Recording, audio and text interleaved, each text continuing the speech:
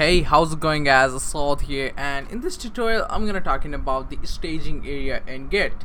So where it is, so like the commits, when we want to save the file, change to up to that point, that's called commit. Like it's like commitment, that's why it's called commit, right? So the staging area is that which files you want to commit, that's why.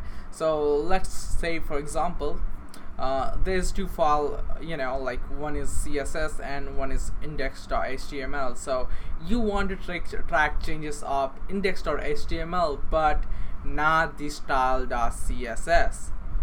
So now I'm gonna clear the the area. So and that's where your staging area comes on. You can directly type like git commit and something like this file, but it's not gonna happen because it's not staged. So staging areas, the files which files are in staging area, that are the only one files that you can commit. So let's head back, and now how you can commit stuff. So the easier way is typing git add and just type the file name followed by the file name index.html and done. And you can check it by typing git status,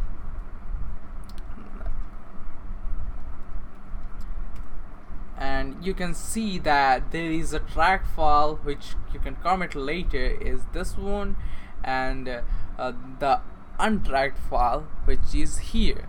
So now you want to remove this file because many times what happens is after a few minutes you don't want to see the face of the file.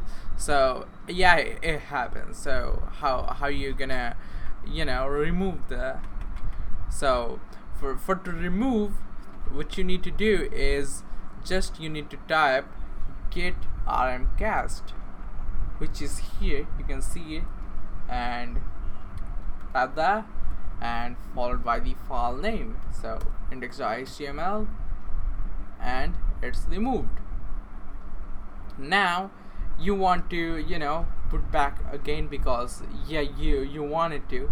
And now by typing the full name git add and git add, that is a tedious. So how you gonna do at once? So way to do it is typing the period, git add period, which means all in CLI form. So when you type that, it's now all committed. So just type git status and you can see the status. So that's all about the staging area. After that, what I'm gonna do, how you can make comments and undo files in the next episode. So see you guys then.